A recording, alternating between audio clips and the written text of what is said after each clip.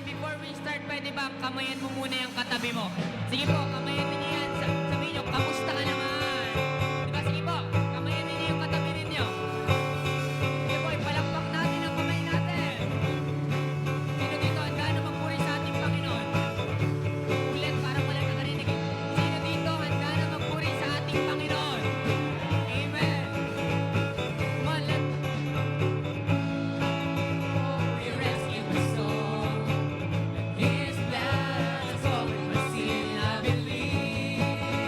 Let's sing, I believe. I believe. My shame is taken away. My faith is sealed in His name. I believe. I believe. I'll raise a banner. 'Cause my Lord has conquered the grave. My Redeemer lives. My Redeemer lives. My Redeemer lives. My Redeemer lives. Come on, clap your hands. Sabay-sabay po natin umitin. I know He rescued my soul. His blood has covered my sin. I believe. I believe. My shame is taken away. My faith is sealed in His name. I believe. Come on, shout it. I believe. I raise a banner.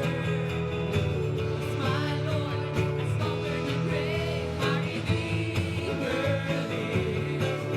My Redeemer lives. My Redeemer lives. My Redeemer lives. My Redeemer lives. My Redeemer lives. My Redeemer lives. You lift my burden. I rise with you. I'm dancing on this mountain now to see your kingdom come. Come on, clap your hands. My Redeemer lives. Jesus, My Redeemer lives. my Redeemer, My Redeemer lives. My Redeemer lives. My Redeemer lives. My Redeemer lives. My Redeemer lives. My Redeemer lives. My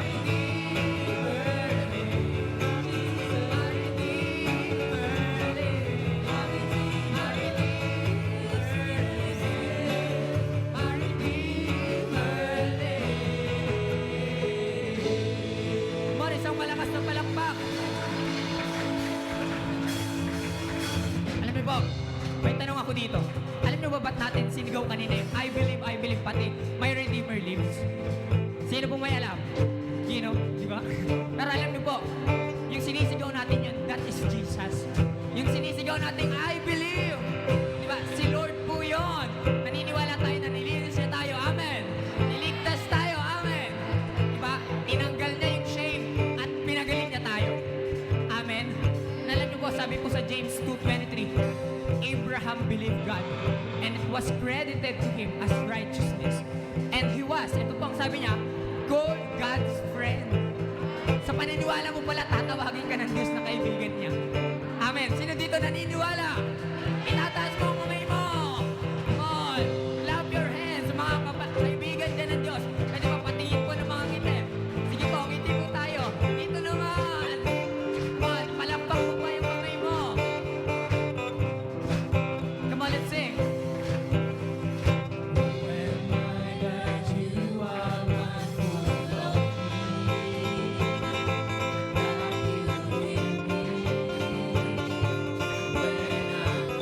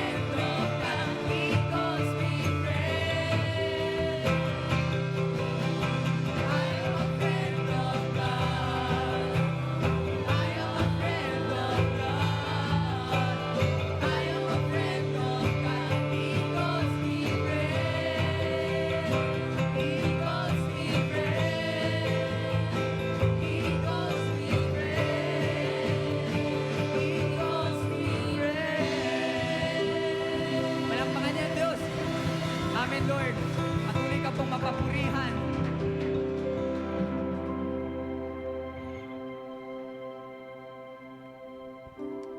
Thank you, Father. Pwede ba palakpakan ulit natin si Lord? Thank you, God, sa pagtawag mo, kaibigan mo kami. And right now, pwede bang we will sing this song. And alam niyo po, ang message ng kantang ito is, ay, binibigay mo yung buhay mo kay Kristo. And can we sing this, yung wholehearted, na talagang binibigay mo sa Kanya? Pwede po ba yan? Come on, tataas mo ang kamay mo. Let's sing. Savior of my soul, I confide in you through all my darkest moment. In you I find my peace, my comfort when I wait. I trust in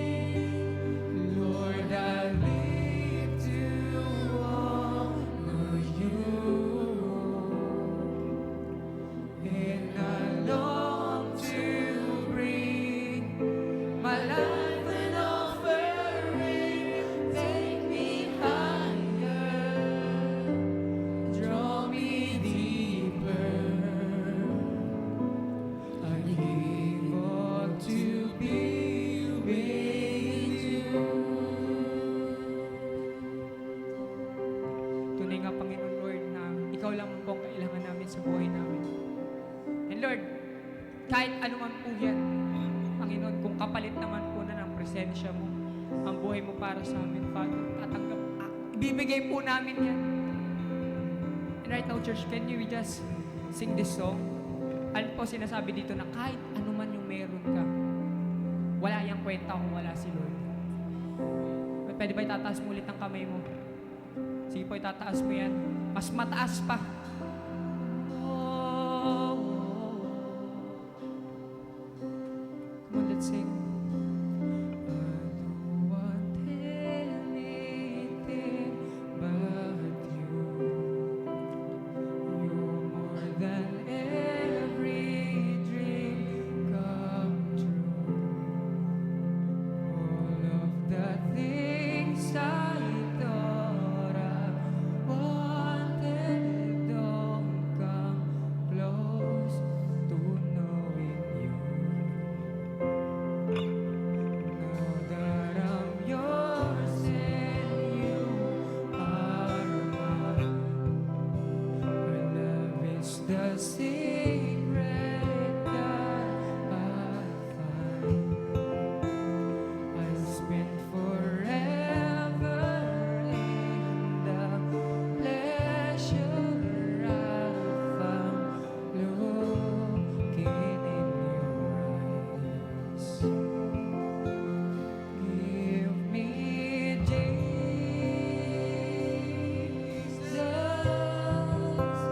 give me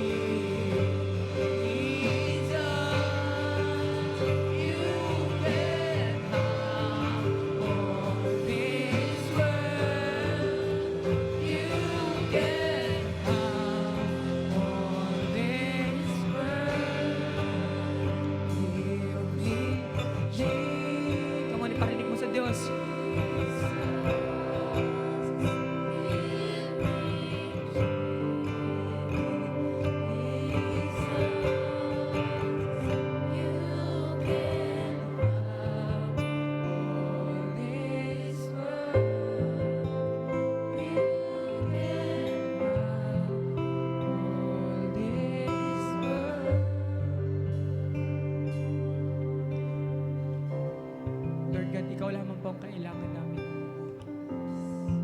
Father, maraming salamat po sa presensyang ipinamalas mo sa amin ngayon. Ikaw po ang sumama sa gawain namin ngayong umaga. Maraming salamat po. Come on, pwede ba palakpakan mo ang Diyos? Purihin ka, Ama. Maraming salamat po sa pangalan ni Jesus. Lahat ay magsabi ng Amen and Amen. Thank you, Father.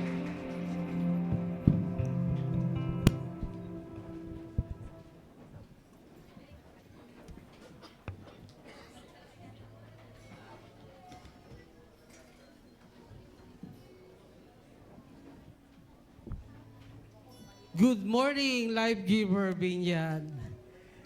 Na-bless po ba ang lahat? So, nag-aapo yung worship team natin, no?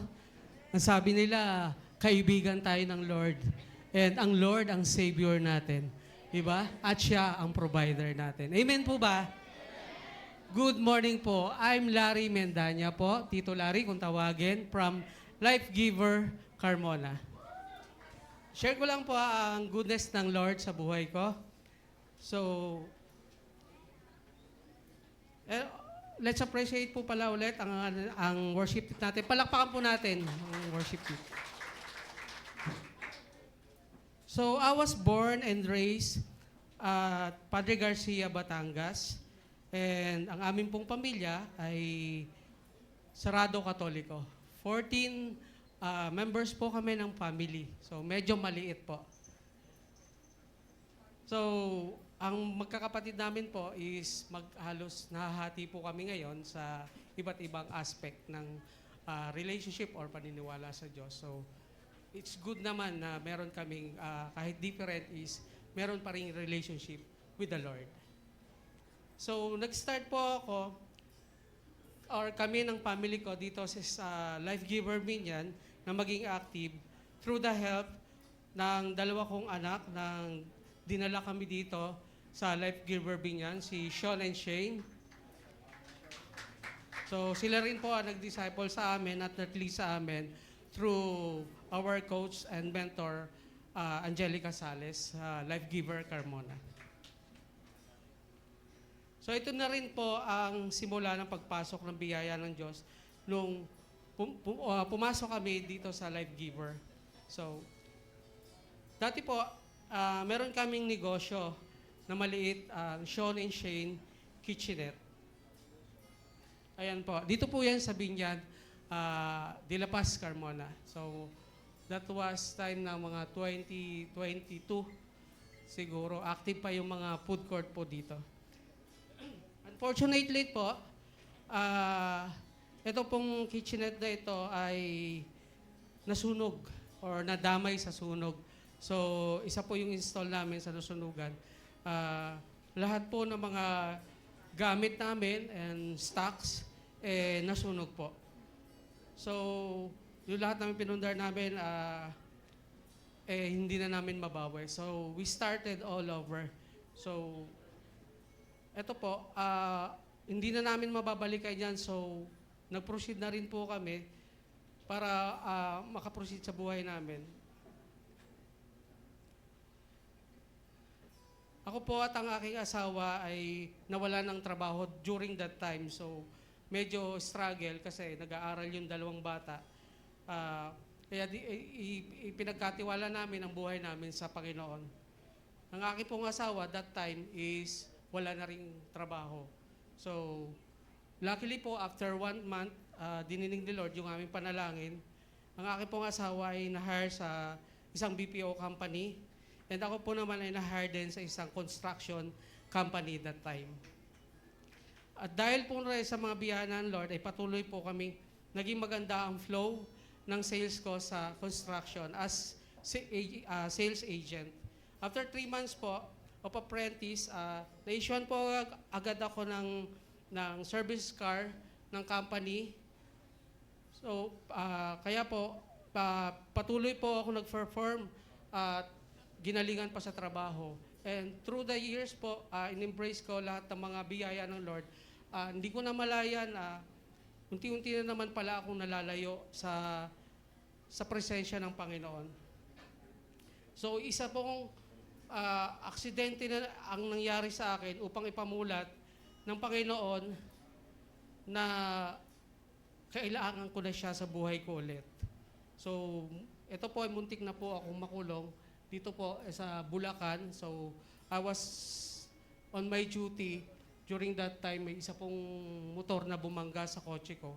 So, hindi po matukoy kung sino may kasalanan, pero nagdemanda po yung side nila sa akin. Kaya, i-dinefense po ako ng company. So, muntik na rin po ako makulong during that time. Luckily po, sa biyaya ng Diyos, hindi inalaw ng Diyos na, alam ng Diyos na mabuti ang kalooban ko at hindi ako may kasalanan dyan sa part na yan. So, hindi po ako nakulong. So,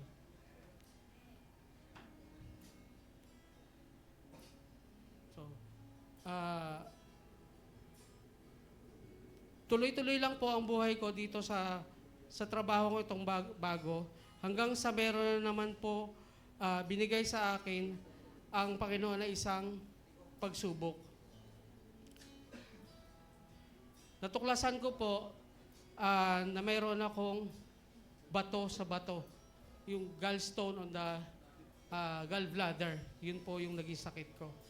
So, hindi po ito alam ng family ko. So, parang isang taon ko po siyang dinadala hanggang sa hindi ko na po matiis at dumating na ako sa punto na kailangan ko na talagang maoperahan. So, na-admit po ako noong June. And so, through the process, tumagal pa ako ng 2 days para maoperahan ako. Then, June 28 po, na-proceed na yung operation sa akin. During that time po, almost a month pa lang ang nakakalipas mula nung masunugan kami. Down na down pa rin po yung family ko noon dahil wala po kaming financial and wala pa rin naman po kaming ipon. So back ulit po kami sa dati, kung ang ginagawa namin is dati, kung kailan, parang typical na tao, kung kailan, maalala lang natin ang Diyos kapag sa downfall ng buhay natin. So gano'n naman po ginawa naming mag-asawa. Pagkatapos ko pong maopera, nag-usap kami kung ano yung gagawin namin. So wala rin po kami ma-provide. Ginagawa ko lang naman po dati is nag-pray kaming mag-asawa para sa biyaya ng Panginoon. So dinidinig po ng Panginoon lahat ng mga panalangin namin. And after that day po, nung araw na yon, may mga blessing na po na ibinigay ang Panginoon sa akin. May tumawag na mga kaibigan, mga kasama sa work, mga kapamilya na nagbigay po ng financial support. Grabe po ang tugon ng Panginoon sa mga panalangin namin. Kaya that time po, pinagkatiwala ko na naman po ang buhay namin sa Kanya. So, July 2 po, nung nakalabas ako ng ospital, and salamat sa Diyos sa mga pangyayari sa buhay namin. Kaya po nagdesisyon na ako nung time na yon at ang pamilya ko nalakaran po ang kalooban ng Panginoon. Nag-commit na po ako sa Lord, nasusunod sa mga pinalalakaran niya. At ito po ang dasal ko sa Kanya during that time. Lord, alisin mo po ang lahat ng hindrances na makakasagabal sa paglapit ko sa kalooban o pagsunod ko sa kalooban mo. Alam niyo po ba ang naging sagot sa akin ng Lord during that time? Tinanggalan po kami ni Lord ng trabaho parehas. Halos 1 week lang po ang pagitan. Nawalan po kami ng trabaho ng asawa ko parehas. So, meaning po, yung mga bagay na nakakahindran sa atin is hindi lang yung mga bagay na simple lang. Minsan, yung trabaho natin or time ang hinahanap ng Lord para tayo ay makalakad sa kagustuhan ng Panginoon. So yun nga po, tinanggal po ng Panginoon. So, ang sakit po noon during that time. Kasi, kung kailan malalim yung faith mo kay Lord, nangyayari sa iyo yung mga ganitong pangyayari. So, talagang nag-submit pa rin kami sa Panginoon at nag-commit pa rin kami sa Kanya. Pinagkatiwala po na minsan, Lord, ang status ng buhay namin during that time. So, pinili po namin na isurrender lahat ng aspeto ng aming buhay. Hindi ko po alam kung saan nanggagaling ang lakas ng loob ko. Pero ang alam ko lang po, during that time, kasama namin ang Panginoon sa buhay namin. At again po, hindi kami binigo ng Lord. Isa na naman pong blessing ang dumating sa isang offer na trabaho na galing sa isang kaibigan. Maganda po ang offer. high salary, good rate commission, gas allowance and toll gate revolving fund, and service ng brand new car.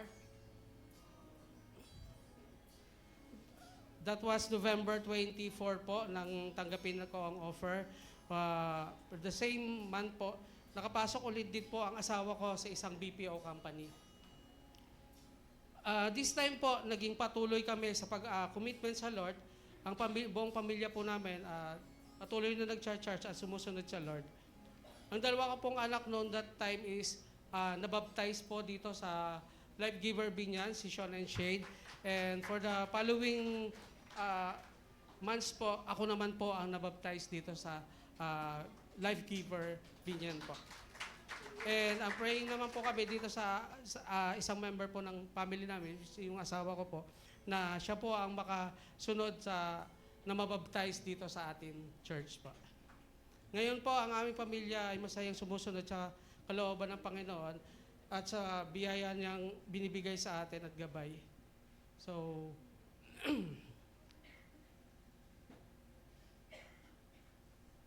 mayroon na naman po dahil sa pagsunod namin sa Panginoon, isang offer naman po ng trabaho ang binigay sa amin ng Lord. Mas magandang company naman po na hinire po ulit ako, pati po ang asawa ko ay napapasok ulit sa panibagong company na mas maganda. Ang pinagkaloob po sa akin ng Panginoon, isa pa ulit bagong company na may hawak na akong mga tao at mga project na ima-manage ko. So, panibago na naman po pagtitiwala ng Panginoon ang binigay sa akin.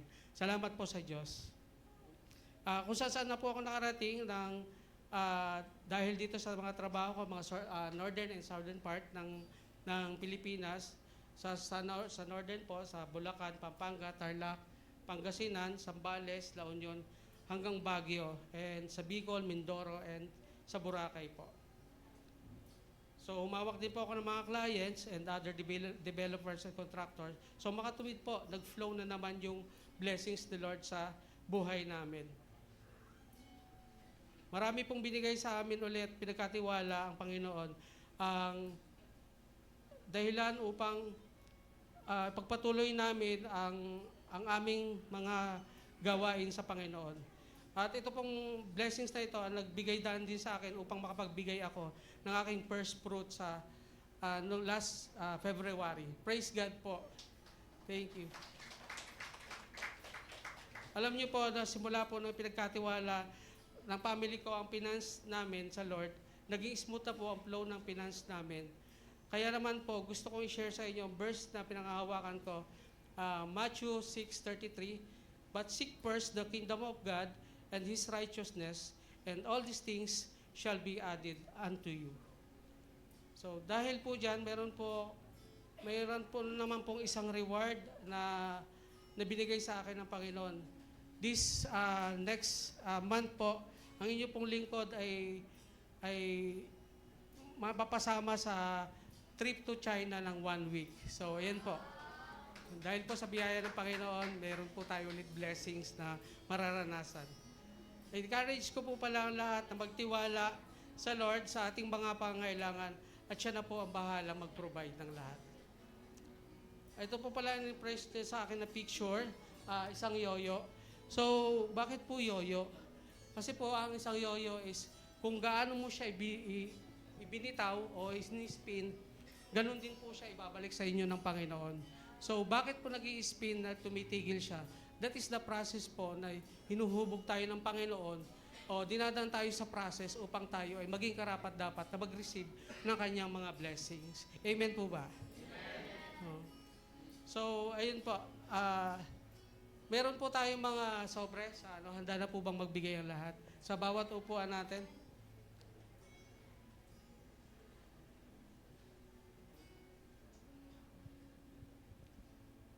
At sa online naman po, pwede po tayong magbigay ng ating cash sa AUB account and GCash account.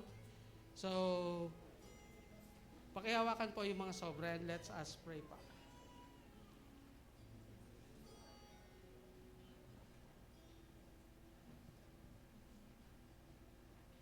Lord, maraming salamat po sa buhay ng bawat isa na nandito ngayon. Salamat din po sa mga bagay na pagkatiwala mo sa amin.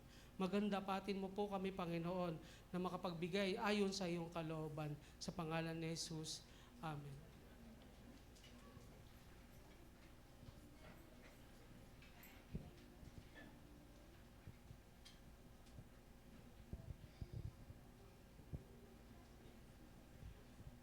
I would like to introduce po sa inyo ang preacher for the day po natin. Isa pong tunay na anak ng Diyos, Pastora Sil Ocampo. Ayan, good afternoon. Good morning pa pala. Akala ko kasi afternoon na. Sorry po. Ayan, good morning. Parang ano naman, good morning. Pakisabi nga sa katabi mo, na-appreciate kita, katabi kita ngayon, nandito ka. Ang daming sinabi, no? Sabi mo, na-appreciate kita. Ayan. Sabi mo, ang gwapo mo naman. Ang ganda mo naman today. Wow. Even yung mga nasa online, hello for second service. Ayan. Sino po dito, no? Excited po ngayong umagang ito? Okay, tanong mo nga yung katabi mo, excited ka ba? Yan. So, walang katabi. Tabihan nyo si Kuya dito. Okay, di ba? So, grabe Sunday na naman, pero hindi siya Sunday na naman, di ba? Sunday na naman, kasi meron na namang sasabihin si Lord. Amen. May i-reveal si Lord ulit sa atin. Amen, ngayong umagang ito. Amen po ba yon? Can we pray? Taas natin ang ating mga kamay. Let's just pray. Lord, marami pong salamat sa oras na to, sa araw na to, Lord God, na pinagkaloob niyo po sa amin. Thank you, Lord, for the moment na kinakatagpo ka namin sa oras na to, sa lugar na ito, Panginoon. Samahan mo po kami. Lord, reveal us your word today. Lord, right now we kill familiarity. In Jesus' name, sa salita mo, we just want, Lord God, right now, to be changed, to be transformed. Lord, gusto lang namin ngayon, Panginoon, ay ang maranasan po ang matindi mong presensya. We love you, buhusan mo kami ng apoy mo ngayong umagang ito. Jesus' name we pray, amen and amen. Ayan, diba? So we appreciate everyone po, lahat po ng ministers, no, from here, na nagsa stage, music team, mga nasa likod, okay, at yung mga nasa likod pa, okay, di ba? Okay, ang ating mga kids, kitchen, lahat po, okay, lahat po ay, di ba, ang sarap po maglingkod. Pakisabi nga sa katabi mo, ang sarap maglingkod. Amen. So na dito gusto niyang maglilingkod siya kay Lord. Di ba, naglilingkod siya sa Lord. Amen? So ngayon po, no, it's a Sunday, but I believe that, again, the Lord will reveal to us His Word. Amen? So, I'll be starting, Lord God, nagpe-pray ulit. Okay, I'll be starting the Word, no, by this question. Okay, nakapunta na po ba kayo sa lugar na to? Wow, sino nakapunta na dito? Yung iba soon. Okay, Boracay, ano pa, Palawan, wow. Ano pa, Siargao, wow, di ba, sarap, no? Kalatagan, grabe. Di ba, ang sarap, no? Swim-swim ka lang dyan. Okay. Sa Bohol. Sino nakarating na sa Bohol? Okay, so these are the famous island in the Philippines. Okay, meron na ba kayo napuntahan dyan? Ako kasi wala pa. Okay? Di ba? So, Boracay, sa Boracay, dyan lang. Dyan lang yan. Okay? Pero, what if, okay, gusto mong, sino dito gusto makapunta sa ganitong mga lugar? Sa Ritz-Carlton, Maldives. Na medyo international naman tayo. Wow, grabe. Ganda dyan, no? Picture-picture, Instagrammable. Okay. Bali, Indonesia. Yun, no? Sabi mo nga, wow. Hanggang picture na lang muna tayo. Wow. Okay. Ito po yung isa sa mga gusto ko mapuntahan. Santorini, Greece. Hanggang wow lang muna tayo. Medyo ganda naman natin yung wow natin. Wow! Hanggang wow lang muna tayo. O eto, dito, sa Maui, Hawaii, USA. Wow! May kanta niyan, di ba? Ano nga yung kanta niyan? Alam na dito mga dito. Maui, Maui. Ay, alam nyo din? Pambira kayo. Mga ano kayo trending Okay, so ang sarap, no? Sabi mo nga ang sarap, di ba? Ang sarap pumunta. Parang gusto mo nang mag-book. Sabi mo nga, book na yan. Okay?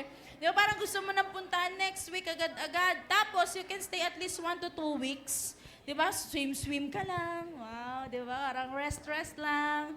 Okay, but what if po, no, church? What if there is one place na pupuntahan yung magbabarikada, pupuntahan yung pamilya. Okay, o kaya kayo, magde-date kayo ng asawa mo. Wow, di ba? Pero ito yung lugar. yan lang yun. Yan lang yung lugar, actually. Okay? Oh, wow. Nawaw din, ano? It is called a island of Patmos. Di ba? Island pa rin naman siya, pero it is an island or it is a place where there is no internet. Ay, so, yung wow mo naging, ay. Di ba? There's no, walang lights. Walang cottage, walang jamming, walang sounds. There's no, bonfire. It is a dry and what? Dead island. Sino gustong pumunta? Wow, tumahimik. Okay. So ano ba yung Patmos Island? So Patmos Island is a small Greek island in the Aegean Sea. Okay, a rugged, rocky, and isolated island, often used for punishing political prisoners and criminals. So ito palang lugar na to ay isang lugar na kung saan pinapatapon po, okay, ang mga prisoners and mga kriminal na nahuhuli ng Roman Empire. And it is famously known, okay, as the site of Apocalypse, or it is a cave of the Apocalypse or Revelation wherein, okay, ang pag-uusapan natin ngayon sa buhay po ni Apostle John, na kung saan dun po siya nakulong. Okay? Wherein dito siya naka-receive ng visions, okay, pati yung mga gap ng mga bato dyan, mga crack, mga siwang, okay, nagamit pa ni Lord para magbaba, okay, ng revelation, okay, talagang babaan siya ng banal na spirito. Question, would you go? Tahimik ka. Magsistay ka ba sa lugar na yan? Walang cottage, walang electric pan, walang, di ba, usually pag nagbubuk tayo, gusto natin yung may AC. Di ba, yung parang, wag na, ano na lang, sa iba na lang. Di ba, gusto natin yung may aircon. Nasa island ka na, pero gusto mo pa rin ng aircon. Hello? Okay, again, because I want to share to you the life of Apostle Paul, wherein this person experienced being imprisoned to that place. Pero, sabihin nyo nga po, pero habang nasa lugar na siya na yon, okay, ng Patmos, he turned it into a place of paradise. Pwede pala yon na yung isla na yan o yung lugar na yan ay maging place of paradise. Sinong gusto nun? So right now, let me share to you our topic for today, turning your Patmos into a place of paradise. Sino dito gusto niya ma-turn yung Patmos niya into a place of paradise? So sino ba si Apostle Paul? He was a Galilean fisherman. Siya po ay anak, okay, son of Zebedee, a brother of James, also called the son of thunder, okay, dahil parati silang galit, okay, a foundational leader in the early church, and he's one of the Jesus' inner circle, including Peter and James. He is called the John the Beloved. Sino dito nakaka-recall niyang word na yan o pangalan na yan, John the Beloved? And he is also the author of 5 New Testament books. The Gospel of John, the 1st, 2nd, 3rd John, and the Revelation na takot basahin ng marami. Tama ba? Pag sinabing Revelation, ay nako, skip na yan. Sinong ganon? Yeah. Tumawa lang, no? But you know what? Apostle John was placed in Patmos Island, a prison cell, because, bakit? Because exiled siya, okay, and under persecution siya ng a Roman emperor na si Domitian, because ang tingin sa kanya ng Rome ay threat siya sa kanilang political power and order. So after the day of Pentecost, Christianity spread rapidly. So this is the brief background. And the day of Pentecost is the birth of spiritual revival. So, ibig sabihin, okay, nag-umpisa po ito sa Jerusalem, kumalat sa Judea, sa Samaria, okay, at talagang pumutok po ng todo yung Christianity at ang salita ng Panginoon sa malalaking bahagi ng mundo. At kasabay ng matinding pagputok po ng Christianity sa buong Roman Empire ay matinding persecution ng mga Christians. Sino dito Christian na? Ba't parang nagtataas ng kamay dito? Wala talaga. Okay, Christians were severely and brutally persecuted for more than 200 years. So natigil lang po ito nung panahon na na-born again po si Emperor Constantine. Pero before po ng conversion ng emperor na ito, talagang persecuted po yung Christianity. Talagang persecuted po ng todo. At ang initial persecution po nila, ipakulong po ang mga Christians. Sino dito nakulong na? Okay, nakulong sa loob ng CR. Okay, kanina lang ata, meron doon. Ayun, nagtataas yung mga bata natin doon. Ako po. Tama ba? Okay? So because why they thought, ito ang paraan nila, okay, para patigilin ang mga Kristiyano sa pag-share ng gospel. Because they thought, ito yung way para mamatay yung apoy nila at yung passion nila. Dahil, bakit? Okay, I wanna tell you, akala nila mapipigilan ang pag-spread ng gospel. Pero hindi nila alam, maski sa loob ng kulungan may nangyayari at may ginagawa ang Diyos. Are you here? You know what? The devil thought and believed that, okay, if a Christian was put into prison, wala na siyang magagawa. Tapos na ang commitment niya, tapos na devotion niya, tapos na ministry niya, mawawala na siya sa church. Because I wanna tell you, wala namang ibang gusto si Satan kundi kulungin ka. Tama po ba? Walang gusto si Satan, kundi ikulong ka, alisan ka ng apoy para huminto, mag-backslide ka, hindi mo makilala si Lord. Okay, at para hindi mo magawa yung mission mo sa Panginoon. Kukulungin ka ng demonyo kasi iniisip niya kapag kinulong ka niya, wala ka nang magagawa. Tama po? At yan po ang agenda ng kaaway sa atin. John 10:10, sabi doon, the thief comes only to steal and kill and destroy, magnakaw, magpumatay at mangwasak. Kaya minsan magugulat ka na, okay ka naman. Sinong ganyan? Okay na naman, ang saya nyo. Di ba, nakukulitan kayong pamilya, di ba, talagang, kayo, di ba, banding kayo. Ikaw, okay ka, okay, spiritual life mo. Okay? Tapos bigla na lang sasambulat sa'yo ang past mo. Tapos bigla na lang hihinto ka na sa pag-serve kay Lord. Hindi ka na makakatodo sa Panginoon. Sino pong ganyan? Dahilan na nagiging stagnant ka na at nagiging passive na yung growth mo. Yung masaya naman lahat, okay naman lahat, tapos biglang may battles na sasambulat sa'yo.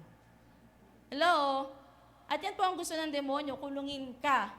Okay sa mga bagay na nagpapahinto sa'yo. Amen?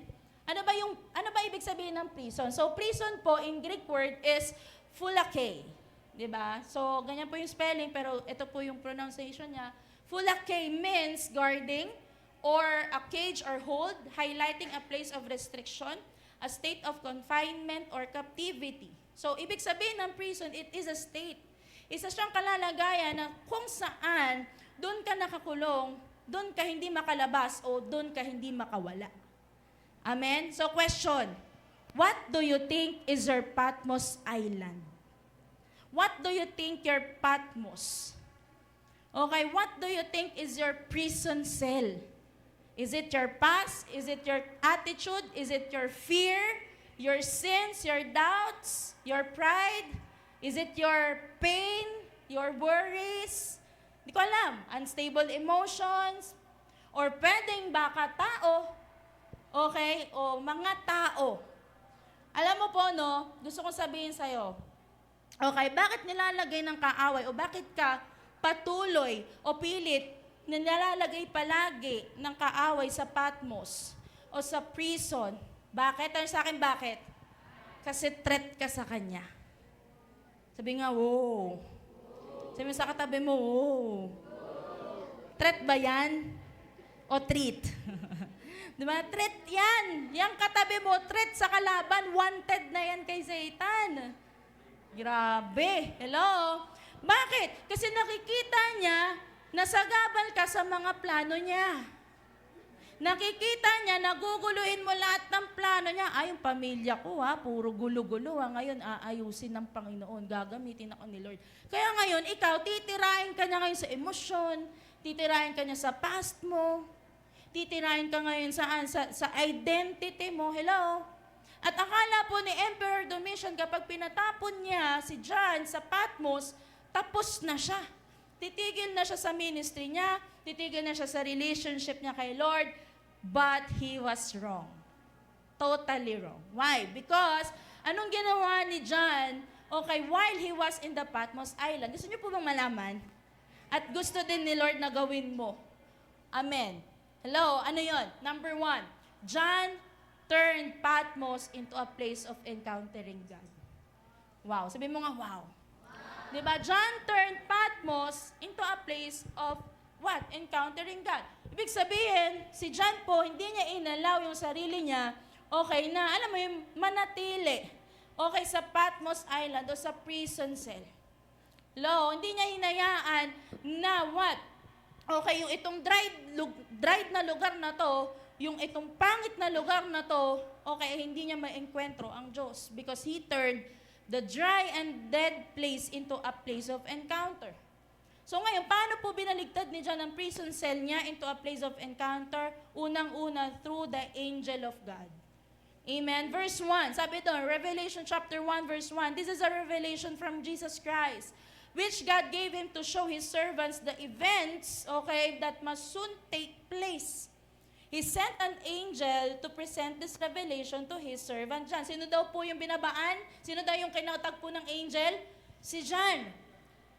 So sabi po sa Pinoy version, ito yung mga bagay na na-reveal ni Jesus Christ, binigay sa kanya ng Diyos, ang revelation na ito para sa mga lingkod niya. Kanino daw? Sa lingkod niya, which is tayo, believers, na ang mga bagay na malapit nang mangyari. At pinadala ni Christ ang angel niya sa likod niyang si John para ipaalam ang mga ito. Alam niyo po ba, napansin ko po sa Bible, lahat po ng nakukulong binibisita ng angel ni Lord. Diba? Dito po, nakakulong si John. Pero binisita ng anghel. Si Peter po, nung nakulong siya, binisita po at pinalaya din ng anghel. Sa Acts 12 po yan. Si Paul and si Silas, nung nakulong, nag-worship sila. Sa kulungan. Tapos sabi po ng Bible, lumindol ng malakas. Sabi po yan sa Acts 16. So lahat po sila ay pinadala ni Lord para makalaya. Makatakas. Tama po ba? But in this situation, sa sitwasyon ni John, habang siya po ay nakakulong, pinadala po ng Diyos ang angel niya, angel for him, para sabihin na siya ang gagamitin ni Lord to see visions. Wow!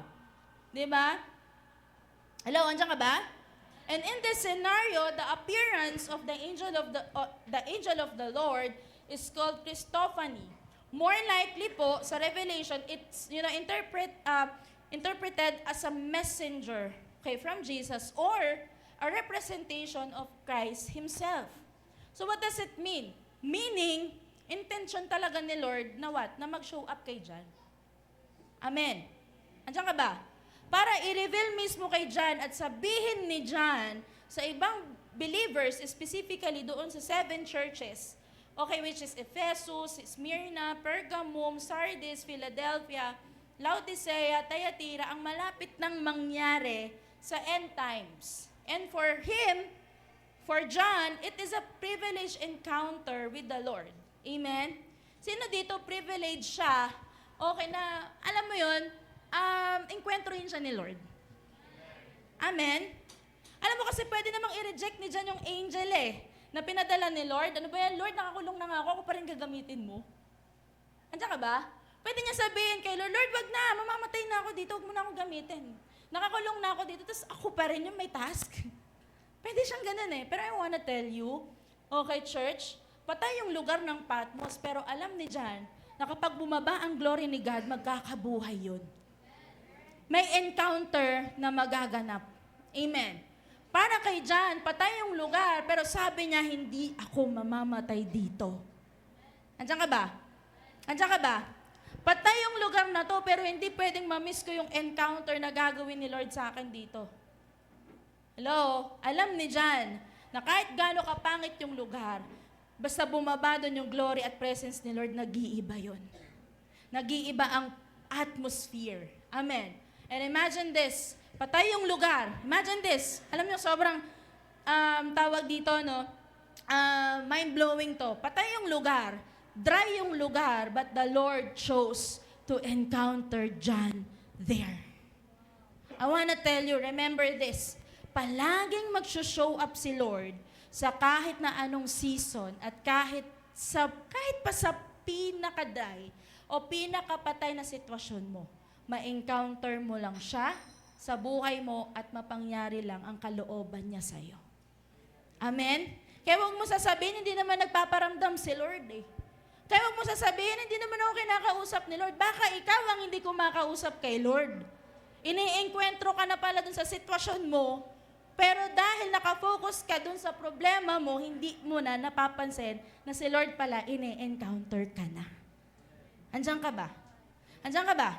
Why? Because the Lord loves to encounter you even in the most challenging and dry season of your life. Kaya kahit gaano kagulo buhay mo, kahit gaano pa kapangit ang sitwasyon mo, kahit ba feeling mo, okay, hindi ka na nakawala, okay sa patmos ng buhay mo, feeling mo hindi ka na magagamit ni Lord, dyan ka nagkakamali. Amen. Because God will show up to you. God will reveal Himself to you para sabihin, I want to use you. Andiyan ka ba? Okay? Para sabihin, anak, hindi pa tapos ang laban. Nag-uumpisa pa lang tayo. Andiyan ka ba? And God is telling to you, sabi ng Panginoon, na I'm calling you and I want to be with you. So don't miss the opportunity to encounter the Lord and receive the mission that He has given you, to you. Amen? Amen. So una, through the angel. Okay, pangalawa, through the Word of God. Okay, so paano tinurn ni John ang Patmos niya in encountering God? Through the Word of God. Verse 2, sabi doon, tuloy natin, Revelation chapter 1, verse 2, who faithfully reported everything he saw. This is his report of the Word of God. So what John did was he brought the presence of God in his prison cell. Amen. Alam niyo po ba na pinakamatinding encounter ni John sa Diyos ay yung naranasan niya sa loob ng Patmos island niya, sa prison cell niya. Okay? So lumalabas that John turned this Patmos into paradise by being so what? So in love with the Word of God. Sino dito mahal ang salitahan ng Panginoon? Para kay John, makinig po mabuti, for John, paradise is a place where you encounter God's presence. Amen? Sino dito nararamdaman niya na kapag nasa presensya, at alam mo yun, pag may salita siya ng Panginoon, pagbabad siya sa devotion niya, pagbabad siya sa pagbabasa ng Bible, doon niya nararamdaman yung presensya ng Panginoon. Amen? Because I want to tell you, ang pinakamagandang lugar sa lahat ay yung lugar kung nasa nandun ang presence ni Lord. Kung nasa nandun ang salita ng Diyos. At ang pinakamaganda mong dala, no, sa lahat ng bagay, sa lahat ng pupuntahan mo ay salita ng Panginoon. Amen. Hindi chismis, hindi negative, kundi salita ni Lord. Okay, sige. Ano ba to? May problema tong pamilya to. Alam mo, mahal kayo ni Lord. Magugulat ka na lang, ha? Mahal kami ni Lord kahit magulo kami. Oo, mahal kayo ni Lord. Bakit? Kasi yun yung na-encounter mo kay Lord eh. Amen? Kaya nga po, no, kahit nasa kulungan si John, dala niya ang salita ng Panginoon. I wanna tell you, kapag may magulong sitwasyon, pag may dry season, magugulat ka, andun si Lord. Amen? Hello? I-reveal niya ang salita niya sa'yo. Kaya lang ang problema, baka kaya walang nire-reveal na salita kasi hindi mo na binabasa ang salita niya. Hello? Andiyan ka ba? Sabi mga sa katabi mo, hello. Di ba? Baka hindi na tayo nagbabasa ng Bible. Di, meron naman ako application sa cellphone eh. Wala akong problema sa application ng cellphone. Pero ang problema ko, baka hindi na na-highlight ayan to. Baka hindi mo na nabubuksan ang Biblia mo. Andiyan ka ba? Baka puro, alam mo yon, baka pinapatungan na lang siya ng kahit ng kung ano-ano. Baka naka-display na lang siya. Baka what? Atag dito, na alikabukan na. Baka pag binuksan mo, kasi bakit?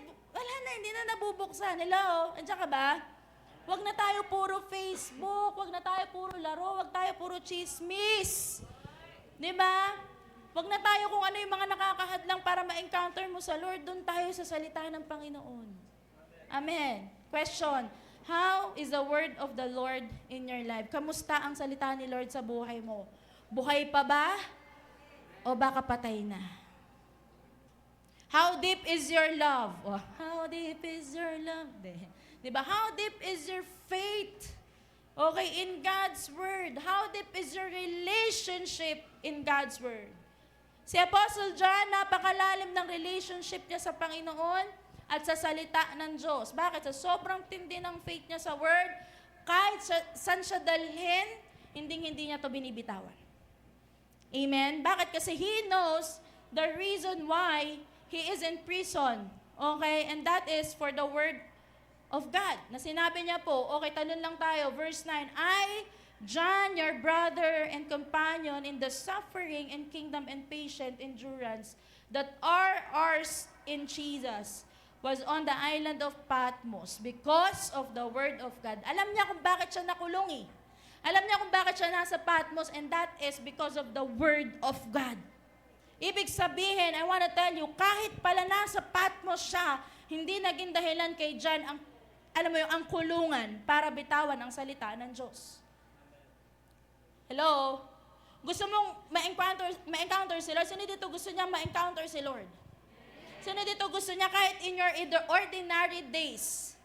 Hello? Hindi lang yung tuwing may event lang, may church event tayo, may satellite tayo, may life group tayo, doon mo lang ma-encounter si Lord.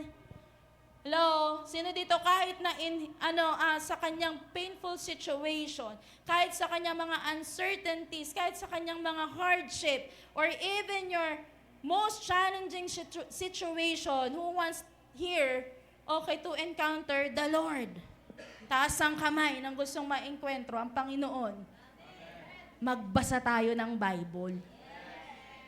Problema kasi sa atin, hindi na tayo nagbabasa. Hello, balik tayo sa Bible kasi nakakaantok, pampatulog ko nga yun. No, hindi po pampatulog ang Biblia. Ginigising ka nga niya eh. Ikaw lang ang may problema, kaya hindi mo binabalikan ang Bible. Okay? Ang tagal na nating nakascroll sa Facebook. Gising na gising niyang mata mo, pero pagdating sa word ni Lord, humihilik ka pa.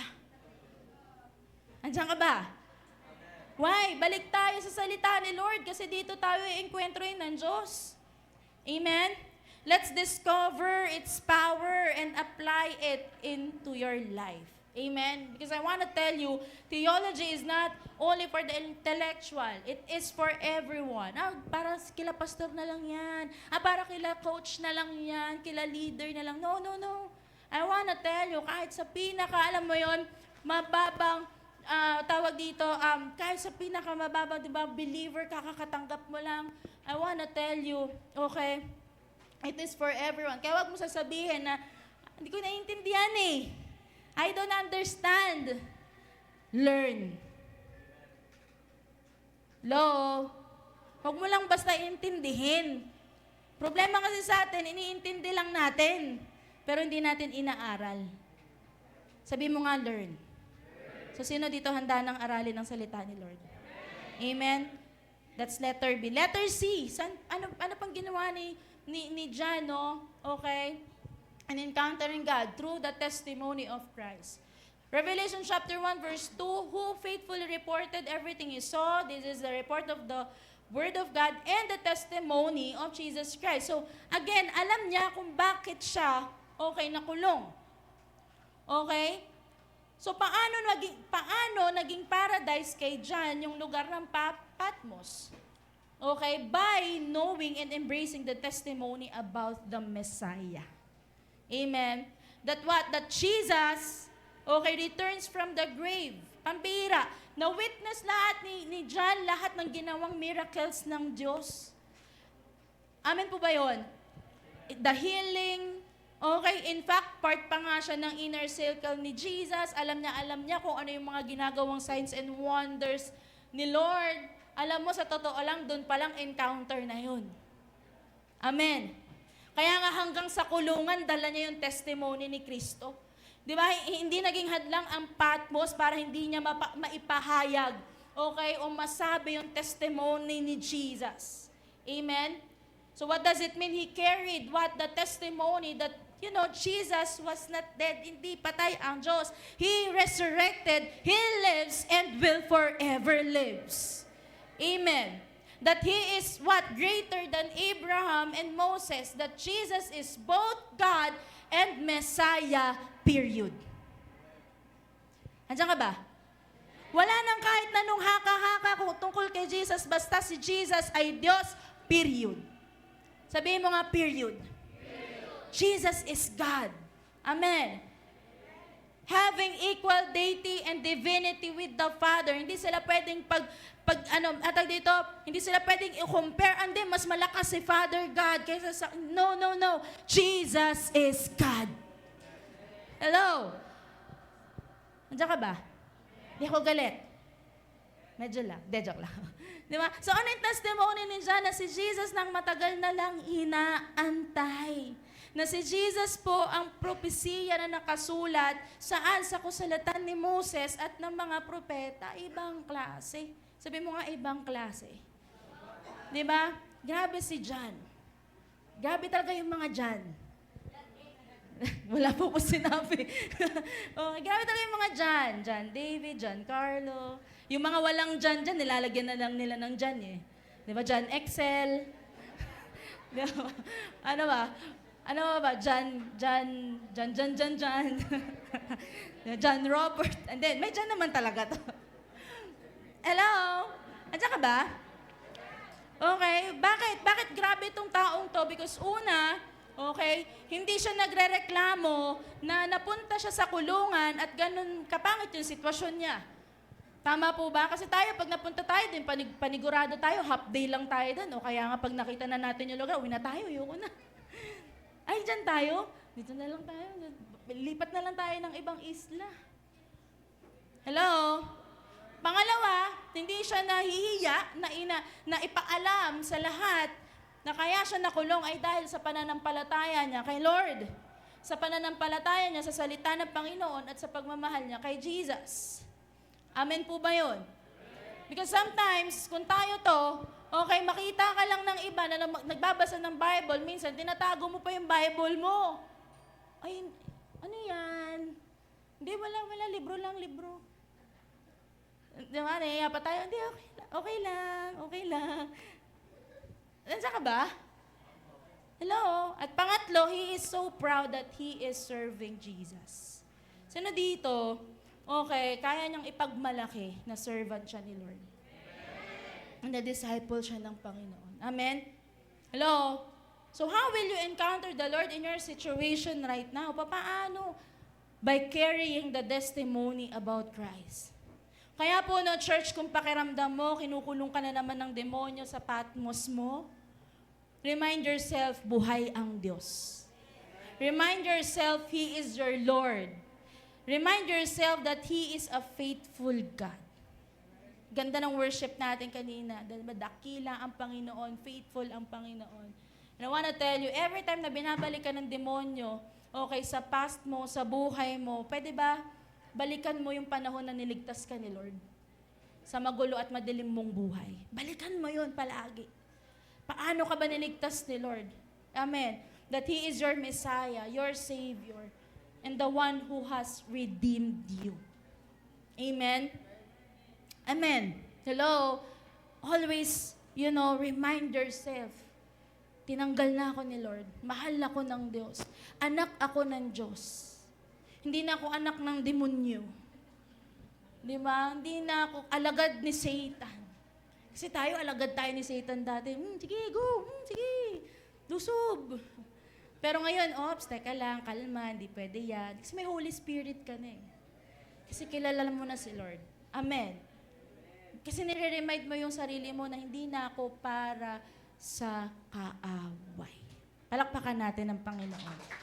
Okay?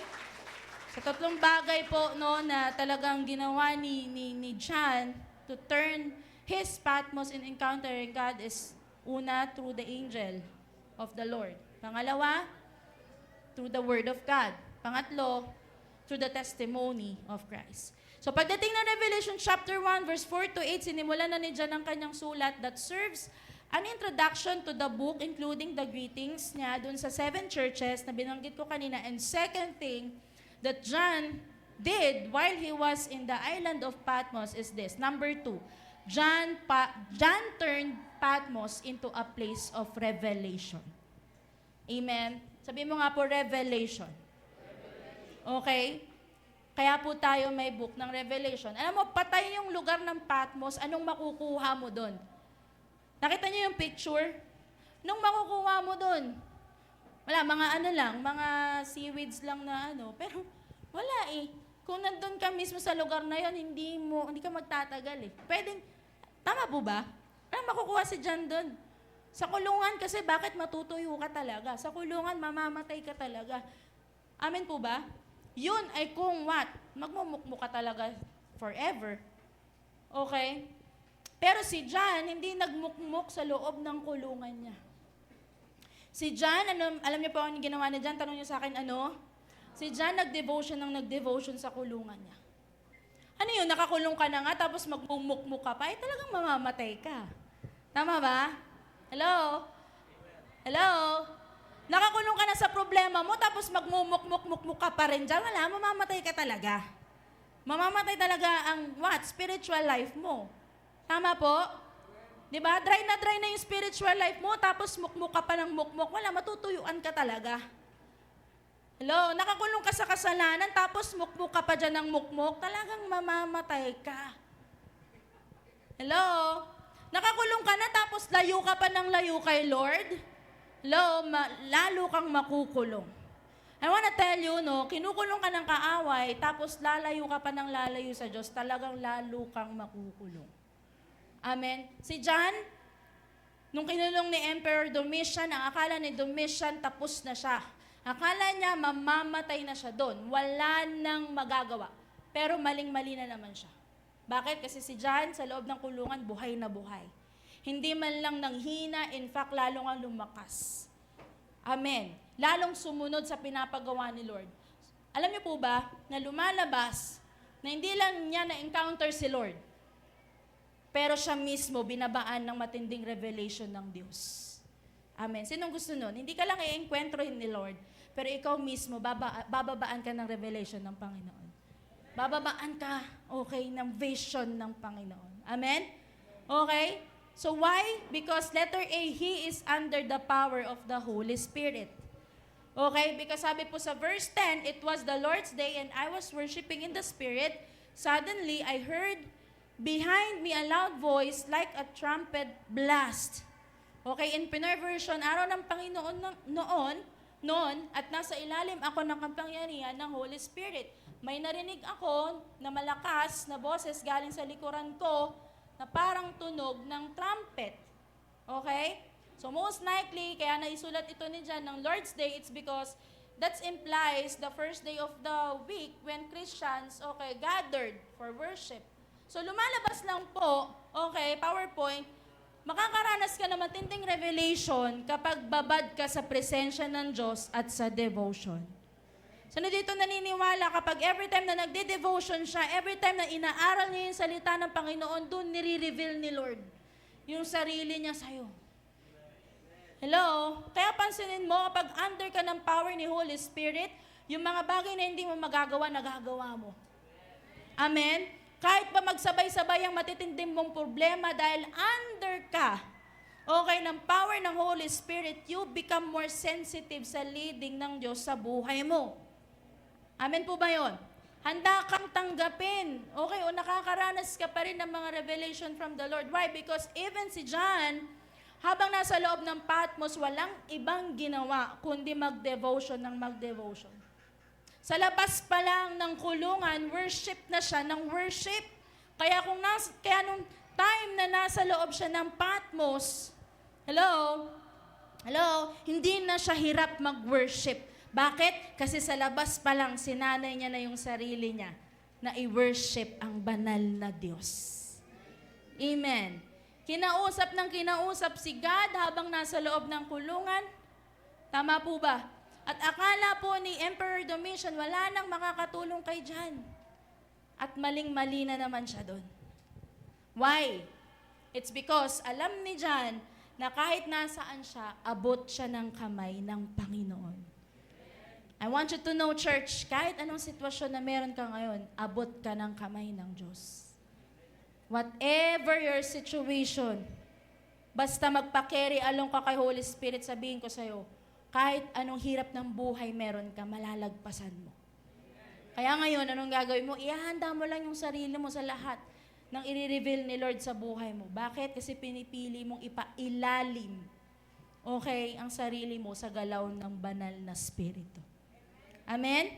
Bakit? Kasi sino lang po ang makakaranas, okay, na matinding revelation galing sa Diyos? Yung mga tao, yung mga Kristiyanong handang magpailalim sa kapangyarihan at galaw ni Holy Spirit. Andiyan ka ba?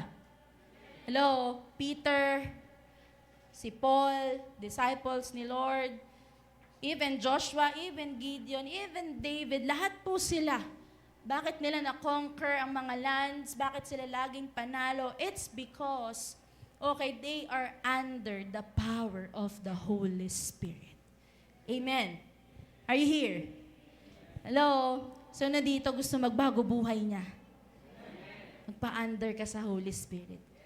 Pangalawa, John turned Patmos in a place of revelation where, letter B, the vision of Christ became clear. Palakpakan po natin ang Panginoon. I want to tell you, church, kapag may matinding encounter, may matinding revelation. I think I have a PowerPoint.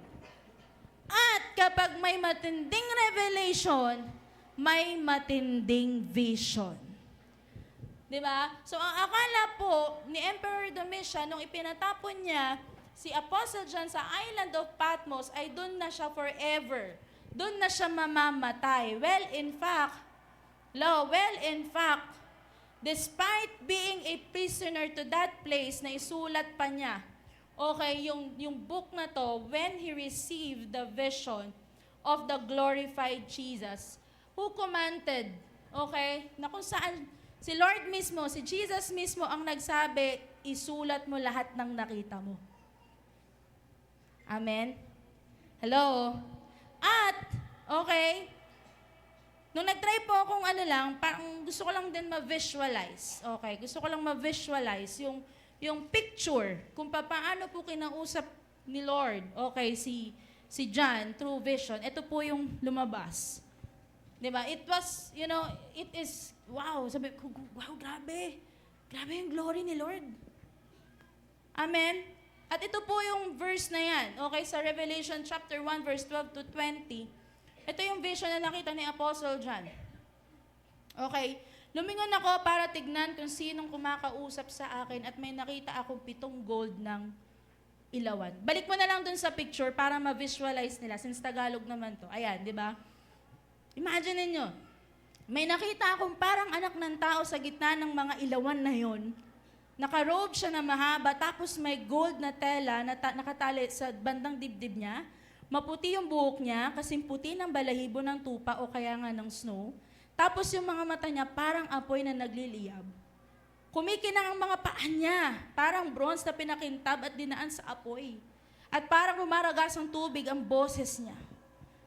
Verse 16, may hawak siyang 7 stars sa kanang kamay niya at may matalas na espadang lumalabas sa bibig niya na magkabilaan ang talim.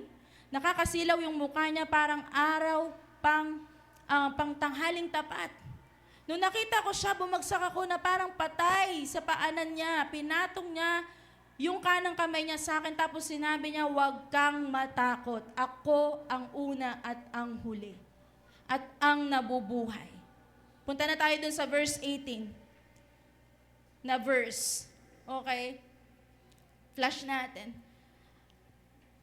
Namatay ako noon, pero tingnan mo, buhay ako ngayon at magpakailanman. Nasa ilalim ng kapangyarihan ko ang kamatayan at ang mundo ng mga patay. Kaya isulat mo, tama? Isulat mo ang mga nakita mo, ang nangyari ngayon at mga mangyayari pagkatapos nito. Ito yung sikretong meaning ng 7 stars na nakita mo sa kanang kamay ko at ng 7 ilawan. Yung 7 stars, yun yung mga angels ng 7 churches. Yung 7 ilawan naman yung 7 churches. What does it mean? I wanna tell you. Sabi po ng isang quote from Miles Monroe, God may not explain Himself, but He will reveal Himself. Gusto ko sabihin sa'yo, hindi lang mag-e-explain si Lord kung sino siya sa buhay mo, pero mismo siya, i-reveal niya yung sarili niya sa'yo. At yun po yung nangyari kay John. Mismo siya, pinakita sa kanya ni Lord kung sino siya, kung ano siya. Amen. Hello? I wanna tell you, kaya niyang i-reveal ang sarili niya through His names. He is the Adonai, He is the owner and ruler. He revealed, Himself, as a Jehovah, our provider, warrior, the one who heals. Because sabi yan sa Isaiah 52:6, di ba? I will reveal my name to my people. So, nire-reveal niya yung sarili niya eh. Hello? Andiyan ka ba? And He can also reveal Himself through vision. Imagine niyo po, si John, pinakita sa kanya at clear ang vision ni Lord sa kanya. Amen? At sino siya para tumanggi at hindi magpagamit sa banal na Diyos na lumikha ng langit at lupa? And it makes Him humble. Hello? Andiyan ka ba? At ang ginagawa ng matinding revelation ng Diyos sa buhay natin, mismong sarili niya, it makes us humble and privileged na gamitin niya. Anong klaseng revelation ba ang gagawin ni Lord sa'yo para tumugon ka sa panawagin ng Panginoon sa'yo at ng leading niya? Ilang beses pa ba magre-reveal si Lord ng sarili niya sa'yo para sumunod ka sa pinapagawa niya sa'yo? Kailangan bang matapos mo muna yung problema mo bago ka tumanggap kay Lord? Di pagtapos na ng problema, tsaka na kapag valedictorian na ako. Wow. Tsaka na kapag may sarili na kaming No Kailan ba, kailan mo, kailangan ba yung lubog na lubog ka na muna sa kasalanan bago mo i-encounter si Lord? Kaya nga po, habang nasa Patmos po si John, hindi po naging hadlang yung kulungan para hindi siya babaan ng vision ng Diyos, para sa mission na binigay sa kanya ng Panginoon. Hindi niya muna inantay na lumabas siya sa kulungan para babaan siya ng vision ng Diyos. Why? Inalaw niya si Lord mismo na i-reveal ito sa kanya kahit pa nasa kulungan siya. Why? Kasi nga, it's an urgency to the believers of what will happen to the end times. Kaya hindi pwedeng binababaan ka na ng vision ni Lord pero wala kang gagawin after. Hindi pwede na nire-reveal na ni Lord ang sarili niya sa'yo pero sarado pa rin ang mata at tenga mo sa Kanya. Andiyan ka ba? Kaya si John, after niya makita yung vision ni Lord, kaya mapapansin nyo kung itutuloy natin from Revelation chapter 2 hanggang sa dulo, iba't ibang revelation, iba't ibang series na po ng vision na, alam mo yun, na ibababa kay John para bigyan. Bakit? Hindi para takutin yung tao. Kaya minsan ayaw mong basahin yung revelation kasi takot ka tama? Kasi ganito, ganyan. No. I wanna tell you, binigay ni Lord ang revelation, it's because para bigyan ng pag-asa ang mga magbabasa. Particularly yung mga believers na manatiling tapat sa panahon ng kanilang paghihirap. Na manatili sa presensya ng Panginoon. Na kahit may suffering, manatili ka sa Diyos. Amen. Kahit may struggle ka, manatili kang tapat kasi tapat ang Diyos. Amen. So right now, how to turn your Patmos into a paradise. Tapos na po ako. 2 bagay lang po gagawin natin. Sino pong gusto nito? Hello? Sino dito gustong may gagawin siya? Nalaman natin na si John pala, tinurn niya yung Patmos niya into encountering God through the angel, to the Word of God, through, the testimony of Christ, and he turned it to a place of encounter where under siya sa Holy Spirit. At doon na-receive niya yung vision from the Lord. So ngayon, anong dapat natin gawin? Ikaw mismo, ano commitment mo? Ano decision mo? Number 1, encounter God. Ikaw mismo. Encounter God. Decisionan mo. Encounter God while you are in your Patmos. Again, what's your Patmos today? Saan ka tingin mo? Hello, kinulong ng demonyo o kaya naman hanggang ngayon kinukulong ka pa rin ng demonyo. Paulit-ulit ka pa rin kinukulong ng demonyo. Saan ka ngayon tingin mo nakastuck ka pa rin at hindi ka makaalis-alis? Do you feel stuck? Okay? In your persecution, sino dito napipersecute na siya? Kasi Christian na siya. Tama ba? Then encounter God in your persecution. Do you feel stuck in your problems na hanggang ngayon parang yun at yun pa rin yung problema mo? Ang tanong ko sa'yo, ini-enkwentro mo ba si Lord dyan sa problema na yan? Baka kasi nakatutok na lang tayo sa problema pero hindi natin tinututukan, Lord, anong meron sa problema na to? Bakit paulit-ulit na lang? Yung pala na hindi mo naiintindihan na, Lord, ini-enkwentro mo pala ako. Do you feel isolated? Then encounter God. Para hindi ka lumayo. Because I want to tell you, hindi po solusyon ng isolation. Hindi solusyon ng isolation sa problema. Hindi solusyon ang paglayo sa Panginoon sa panahon na may pinagdadaanan ka. Encounter God. May sakit ka ngayon, pakiramdam mo, binabaldado ka ng kaaway physically, then encounter God. Take a rest. Baka kaya ka binaldado, hindi ko naman sinasabi, pero baka naman kaya. Okay, binigyan ka ng, alam mo, may challenge ka na ganyan. It's because baka sinasabi na ni Lord sa'yo, nak, pahinga ka naman, slow down, encounter me. Makinig ka kasi even in that kind of situation, may sasabihin ang Lord sa'yo. Do you feel stuck in your sufferings? Then encounter God. Bakit? Dahil mas masarap humarap sa sufferings na kasama ang Panginoon. Tingin mo ba yung Patmos mo ngayon, matagal ka nang inaalipin ng demonyo sa particular na kasalanan, na hanggang ngayon doon at doon ka pa rin? I wanna tell you, this is your moment to encounter God. Kasi gusto ni Lord katagpuin ka ni Lord. Gusto ni Lord katagpuin ka niya ngayon. Bakit? Para hindi mo nakamatayan yung kasalanan na yan. I want you to know, may mas magandang buhay na nag-aantay sa'yo sa labas ng Patmos mo. Na kahit gaano kapangit ang plano ng demonyo, lagi may mas magandang plano ang Diyos. At kung lalapit ka lang, tatawag ka lang, encounter mo siya, hindi magtatagumpay ang plano ng demonyo sa buhay mo.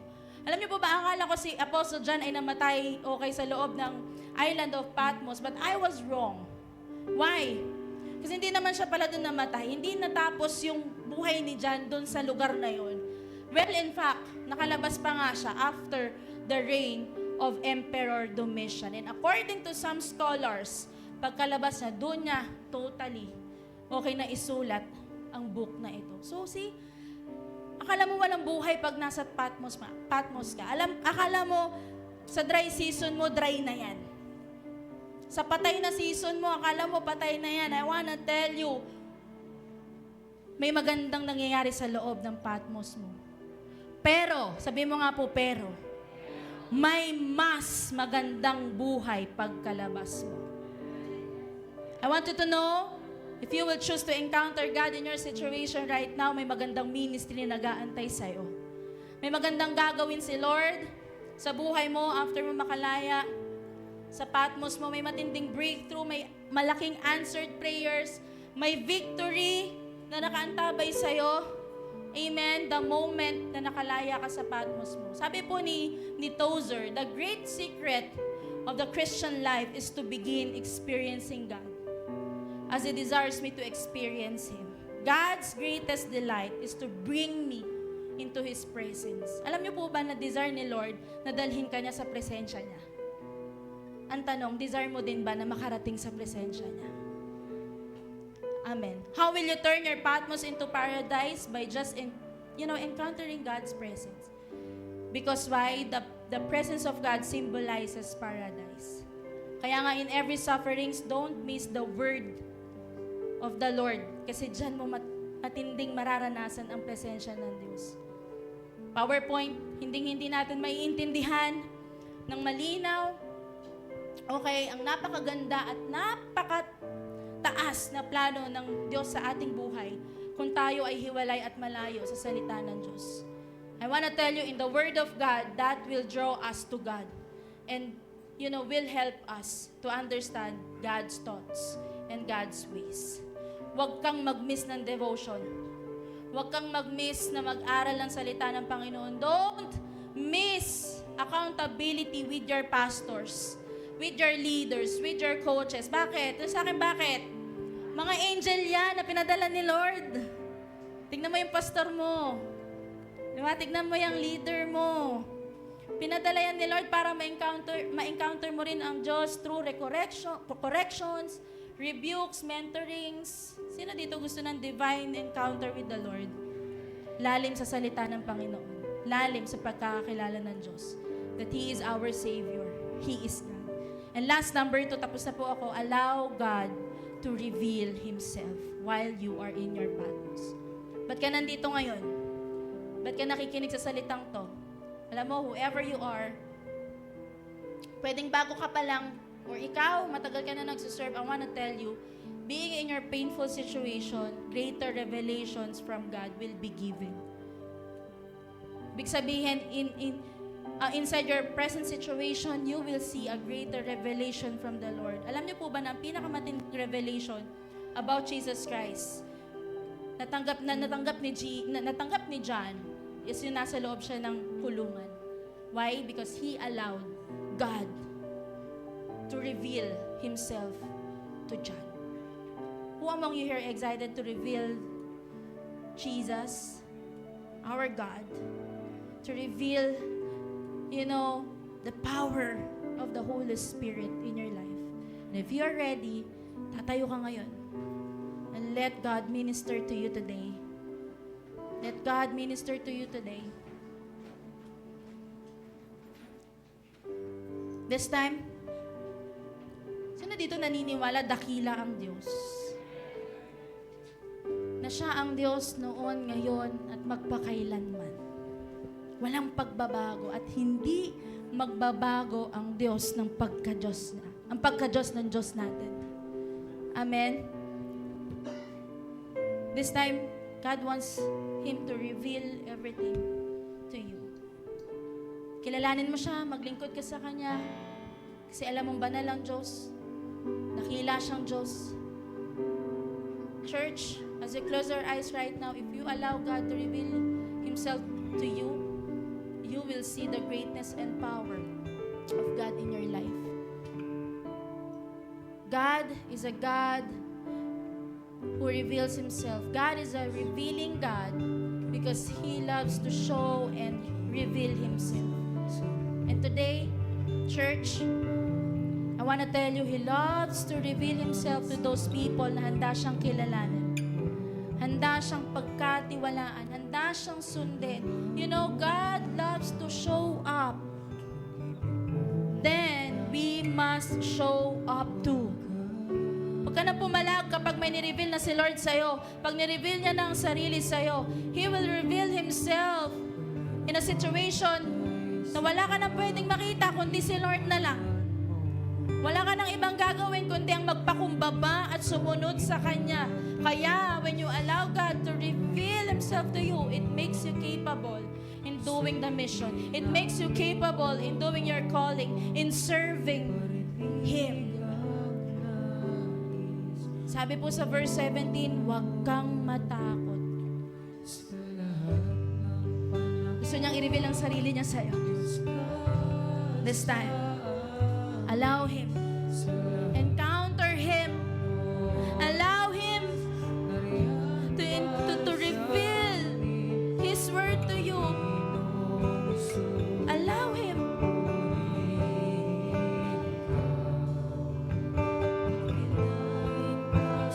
Bakit po binigay ang passage na to?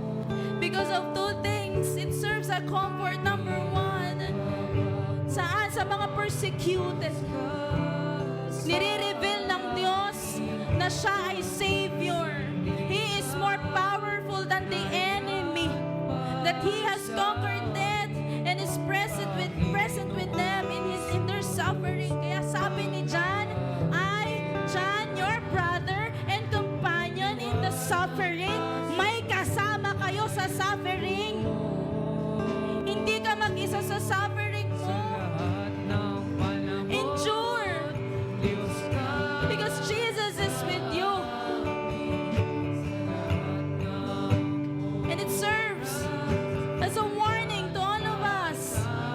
Doon sa mga palaging nagko-compromise, doon sa palaging complacent, na nire-reveal ng Panginoon that He has an eyes of fire and sees their true condition. Kilala ka ng Lord.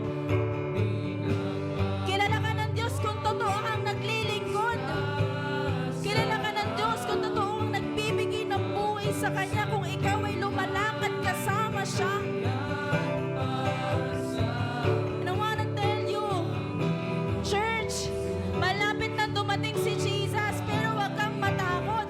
Pero sana, huwag kang datnan ni Lord na kung ano-ano pa ang ginagawa mo. Huwag ka sanang datnan ni Lord na malayo pa rin sa Kanya.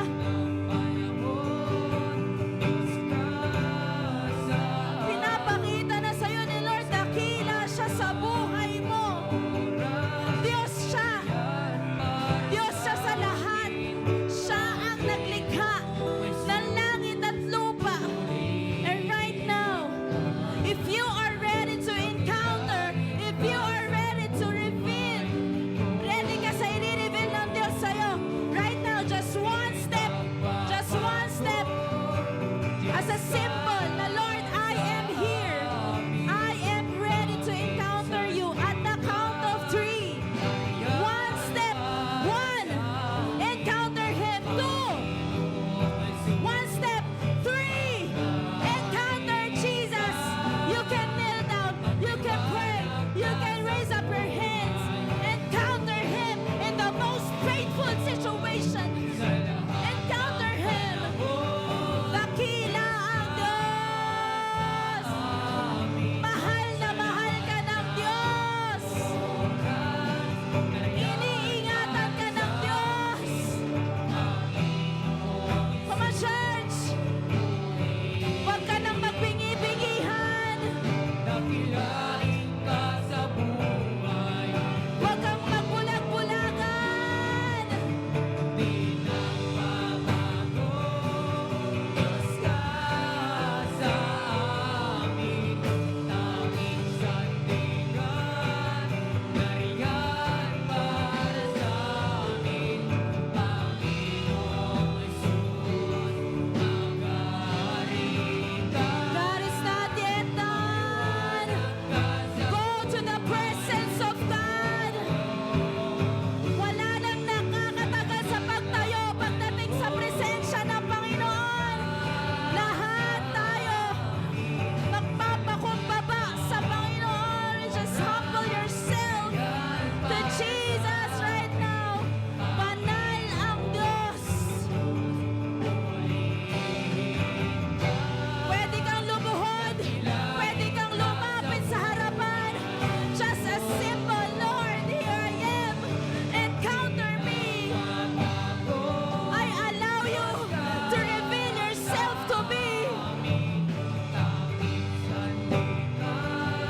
Nariyan para sa amin, Panginoong Hesus, magaling ka. Magliwanag ka sa buhay. Life Giver Binyan, here's the challenge of the Lord. Para sa iyo at para sa akin, God knows your situation. God knows your present condition. God knows your sufferings. He knows your sins, your pain, your troubles. Alam ng Diyos kung ano yung patmos mo.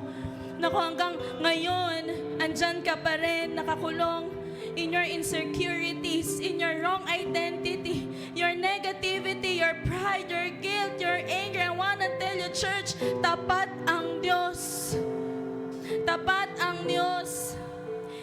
Katulad ni John, ginamit niya ang pagkakataong ito kahit nasa kulungan siya, kahit nasa Patmos siya. He chose to turn his Patmos into a place of encountering the Lord and a place of revelation. Gusto kong sabihin sa iyo, may plano ang demonyo guluhin ang buhay mo. May plano ang demonyo na tanggalan ka ng identity, alisan ka ng kapangyarihan, alisan ka ng pagbabagong buhay. Plano ng demonyo sirain ang pamilya mo. Plano ng demonyo na nataniman ka ng sakit. Plano ng demonyo na ikulong ka sa past mo. I wanna tell you, plano ng Diyos ayusin ka. Plano ng Diyos alisin ka sa pagkakakulong sa'yo ng demonyo. Right now, you just encounter Him and let God reveal Himself to you. You choose God. Kung bago ka ngayon, I wanna tell you, ino-offeran ka ni Lord ng relationship. Kung bago ka ngayon sa service na ito, I wanna tell you, kinakausap ka ng Lord, He wants to encounter you.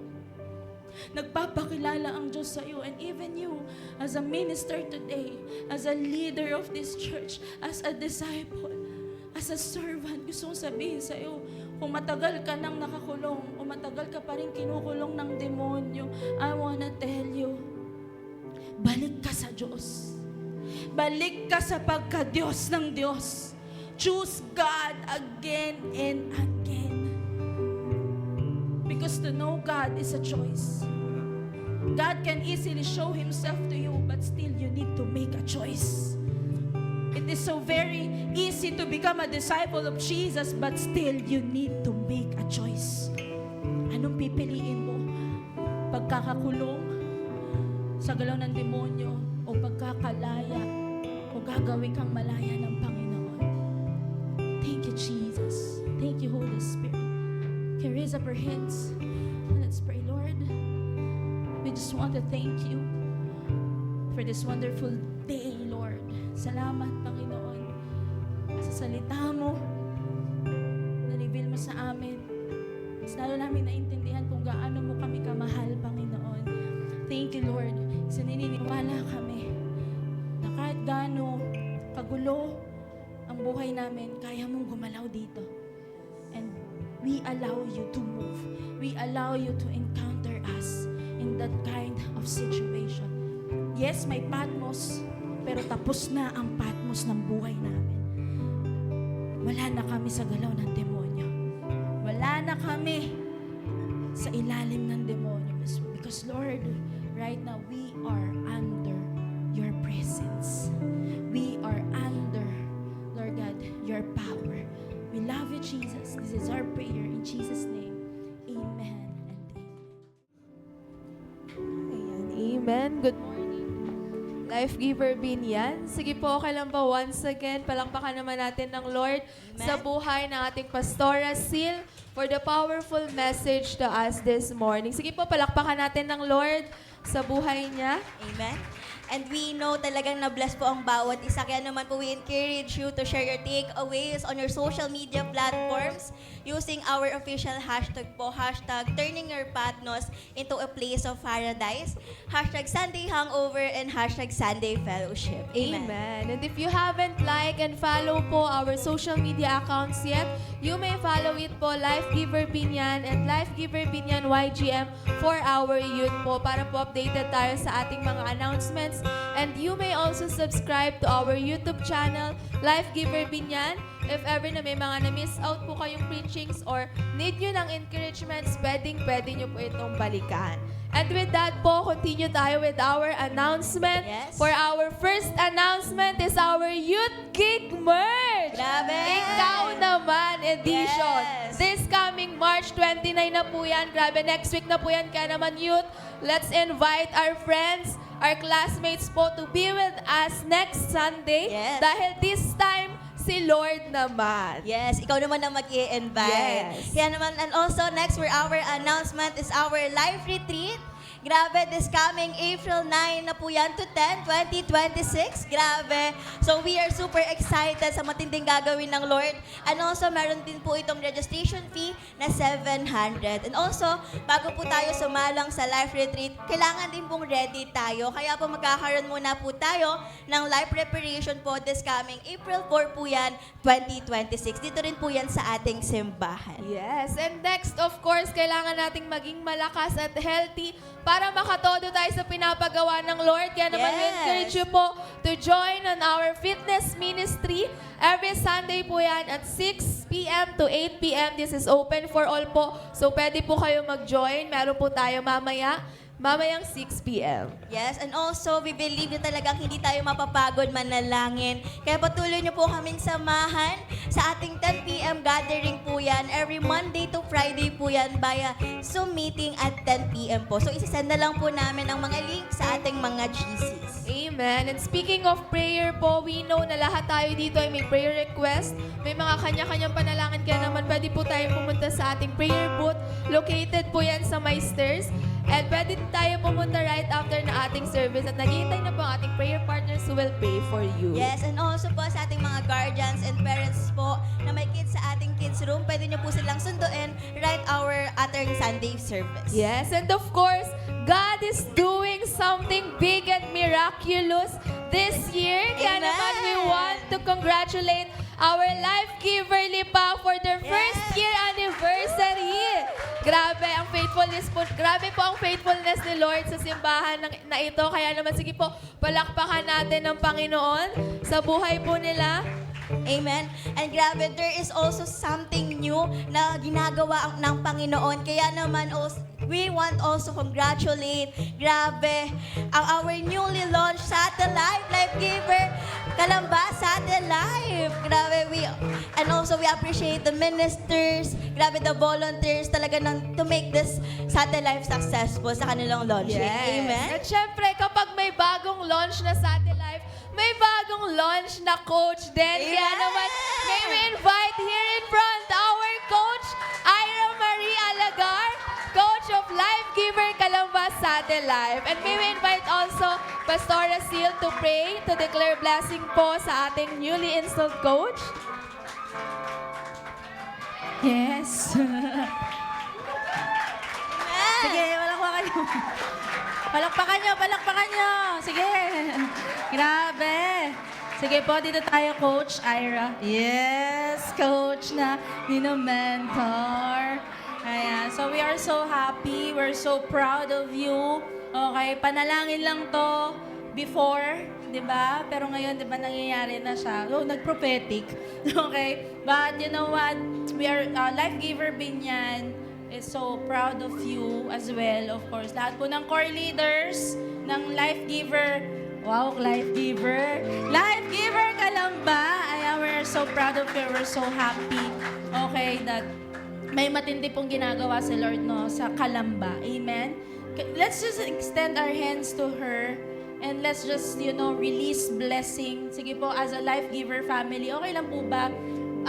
Bigyan po natin siya ngayon ng blessing right now. Just pray for her.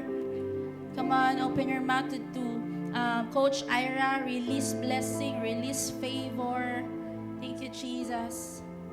Thank you, Lord. Panginoon, marami po salamat po sa buhay ng lingkod mo na ito. Salamat, Lord God, sa buhay ni Coach Ira na nagbibigay ng buhay sa iyo ngayon. Lord, maybe in the past, Lord God, marami siyang mga bagay na nadaanan, na naging dahilan, na nag-quit, or nawala. Pero this time, Lord God, it's, you turned it, Lord God, into a life that is worth fighting for. The life, Lord God, na handa niyang ibigay para sa'yo. Panginoon, na Lord, itong taong ito, itong lingkod mo na ito, Lord God, ay handang tanggapin lahat pa ng ipapagawa mo, Panginoon. Just continue, Lord God, to give her courage. Give her, Lord God, your anointing. Lord, naniniwala kami na hindi mo lang nilagay ang Life Giver Kalamba just to, Lord, madagdagan lang yung number ng church. Pero Lord, you have a purpose to Life Giver Kalamba and to all the leaders, to all the core leaders, to all, Lord God, ng mga na nakapaloob po dito, Panginoon. Kaya Lord, I pray, bigyan mo sila ng mga tamang tao to advance your kingdom in Kalamba, Panginoon, na through Coach Ira, Lord God, makikita ang kapangyarihan mo. Evident, Lord God, ang kilos mo. Evident, Lord God, ang power mo, Lord God, sa buhay, Lord, ng lingkod mo na ito. Kaya, Lord, right now, we release favor. We release blessing, Lord. We pray for more victories, more breakthroughs, Lord God. And right now, Lord, we release, Lord God, humility. Panginoon, pray for humility na sa panahon na aangat, Lord God, ang coach na ito o ang Life Giver Kalamba, Lord, patuloy po silang magpapakumbaba sa iyo. Patuloy sila, Lord God, na Lord, maiintindihan nila why they are doing this because you gave them the purpose. You gave them, Lord God, your life to them. Kaya, Lord, deserve mo naman na paglingkuran ka din through this through this life, through this church, oh God. Salamat po, Lord God, sa ginawa mo sa Kanya, Lord God, at sa launching namin kahapon, Lord, nag-uumpisa ka pa lang. Maraming po salamat. We love you. In Jesus' name, amen and amen. Sige po, pwede po pa sabihin natin, congratulations, Coach Ira. 1, 2, 3, go! And Life Giver Kalamba.